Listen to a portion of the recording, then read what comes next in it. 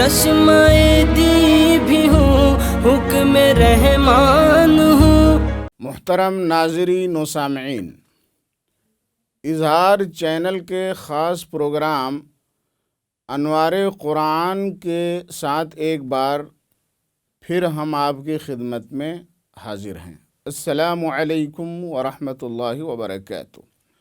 Programme شروع کرنے سے پہلے ایک بار ہم پھر آپ سے یہ گزارش کرتے ہیں کہ ہر قسم کی دینی، علمی، اخلاقی اور سماجی معلومات حاصل کرنے کے لیے اظہار چینل کے ہر پروگرام کو دیکھیں، اور اگر آپ نے اظہار چینل کو سبسکرائب نہیں کیا ہے تو سبسکرائب کر لیں تاکہ آپ کو ہمارا ہر قسم کا معلوماتی ویڈیو ملتا رہے۔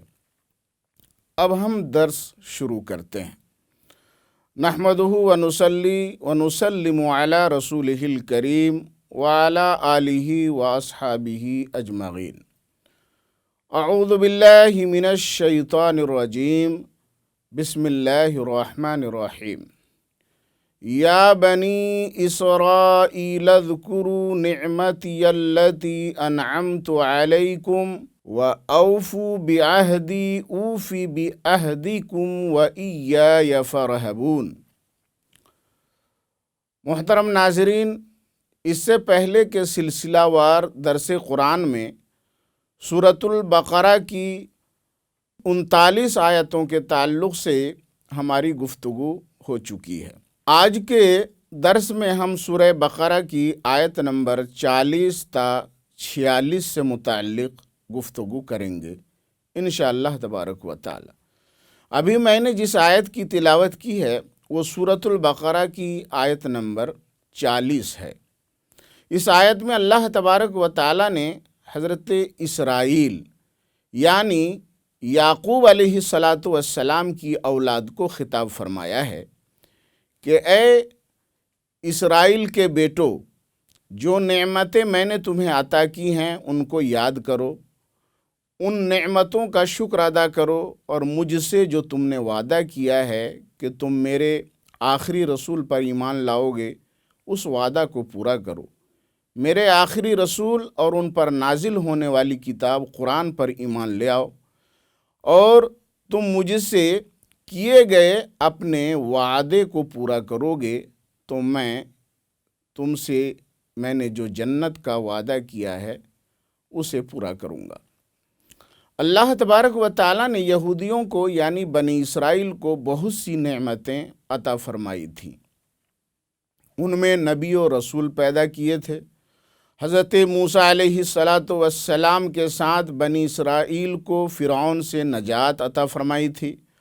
انہیں دریا نے راستہ دے دیا تھا اور سارے بنی اسرائیل دریا کے درمیان چلتے ہوئے آسانی کے ساتھ نکل گئے تھے، اور فرعون اپنے لشکر کو لے کر حضرت موسیٰ علیہ السلام اور ان کی قوم بنی اسرائیل کا پیچھا کرتے ہوئے دریا کے کنارے پہنچا اور دیکھا کہ دریا کے بیچوں بیچ راستہ بنا ہوا ہے، تو فرعون اپنے لشکر سمیت اس راستے پہ چلنے لگا۔ جب بیچ دریا میں پہنچا تو دریا کا پانی دونوں طرف سے مل گیا اور فرعون اپنے لشکر سمیت دریا میں ڈوب گیا۔ حضرت موسیٰ علیہ السلام کی قوم بنی اسرائیل پر اللہ تبارک و تعالیٰ کی ایک بہت بڑی نعمت تھی۔ پھر جب حضرت موسیٰ علیہ السلام کی قوم بنی اسرائیل نے حضرت موسیٰ علیہ السلام سے کہا تھا کہ ہم محنت اور مشقت کر کے تھک گئے ہیں، آپ ہمارے لیے اپنے رب سے مانگیے آسمان سے کوئی کھانے کا دسترخوان نازل کرے۔ اللہ نے ان کے لیے غیب سے کھانے کا دسترخوان اتارا۔ انہوں نے حضرت موسیٰ علیہ السلام سے کہا تھا، ہم ایک پنگھٹ سے نہیں پئیں گے، ہمارے 12 قبیلوں کے لیے 12 پنگھٹ ہونے چاہیے۔ حضرت موسیٰ علیہ السلام نے اللہ کے حکم سے اپنا عصا پتھر پر مارا تو بنی اسرائیل کے 12 قبیلوں کے لیے پتھر سے 12 چشمے نکل پڑے۔ اللہ تبارک و تعالیٰ نے اپنے آخری رسول کے زمانے کے یہودیوں سے خطاب فرماتے ہوئے گویا یہ ارشاد فرمایا، اے بنی اسرائیل، ہم نے تمہاری قوم کو یہ سب نعمتیں دی ہیں، انہیں ان کے زمانے کے تمام لوگوں پر فضیلت دی ہے، ان تمام نعمتوں کے شکر میں تم ہم پر ایمان لاؤ، ہمارے آخری رسول محمد عربی صلی اللہ تعالی علیہ وسلم پر ایمان لاؤ۔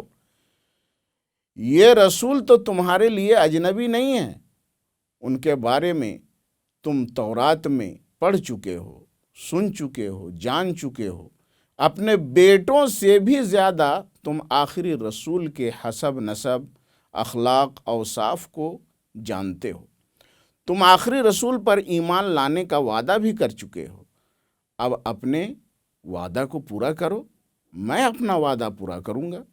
اگر تم ایمان لاؤ گے تو میں تم کو جہنم کی آگ سے محفوظ رکھوں گا۔ تم اپنا وعدہ پورا کرنے میں کسی کا خوف نہ کرو، صرف اور صرف مجھ سے ڈرو کہ اگر تم اپنا وعدہ پورا نہیں کرو گے، آخری رسول پر ایمان نہیں لاؤ گے، تو آخرت میں سخت عذاب میں مبتلا کیے جاؤ گے۔ یہاں پر خاص طور سے بنی اسرائیل کو خطاب اس لیے کیا گیا ہے کہ بنی اسرائیل آخری رسول کے رسول ہونے کو جاننے کے باوجود انکار کرتے تھے، اللہ کی خاص نعمتیں پانے کے باوجود ناشکری اور سرکشی کیا کرتے تھے۔ مسند ابو داؤد طیالسی اور الاحادیث المختارہ وغیرہ کتب احادیث میں حضرت عبداللہ ابن عباس رضی اللہ تعالی عنہما سے یہ روایت ہے کہ یہودیوں کی ایک جماعت اللہ کے نبی صلی اللہ تعالی علیہ وسلم کی بارگاہ میں حاضر ہوئی۔ انہوں نے کہا، اے ابو القاسم، آپ سے ہم کچھ چیزوں کے بارے میں سوال کریں گے، ان کا جواب کوئی نبی ہی دے سکتا ہے۔ رسول خدا صلی اللہ تعالی علیہ وسلم نے فرمایا، سلونی عما شئتم، جو چاہو پوچھو، لیکن میرے سامنے یہ وعدہ کرو۔ اور یعقوب علیہ السلام نے جو وعدہ اپنے بیٹوں سے لیا تھا، وہ وعدہ تم مجھ سے کرو۔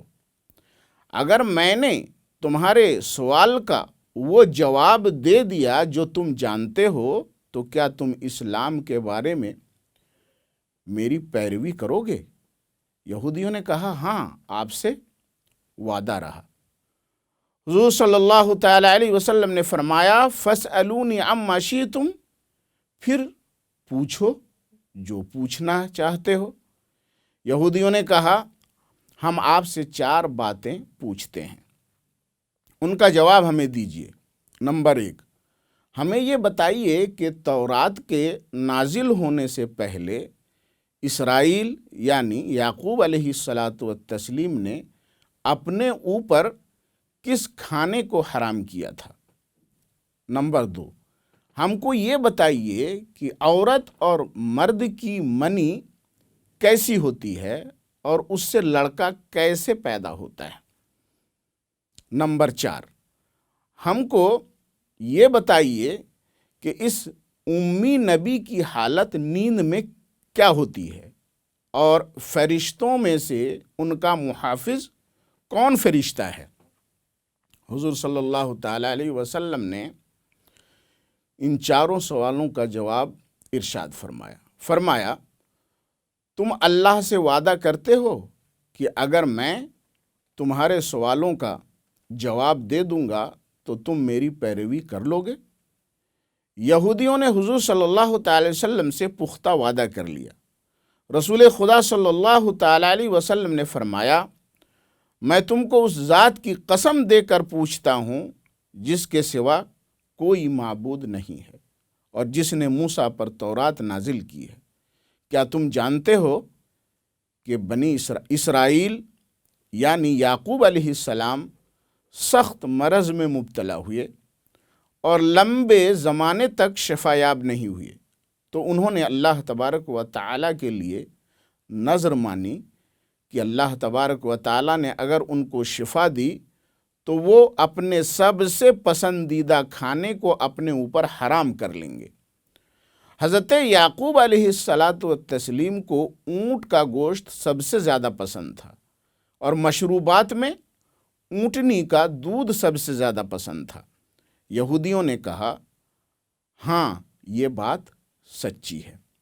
رسول پاک صلی اللہ تعالی علیہ وسلم نے پوچھا کیا تم یہ جانتے ہو کہ مرد کی منی سفید گاڑھی ہوتی ہے اور عورت کی منی پتلی ہوتی ہے، اور عورت اور مرد میں سے جس کی منی غالب آتی ہے اولاد اللہ تبارک و تعالیٰ کی اذن سے اس کے مشابہ ہوتی ہے۔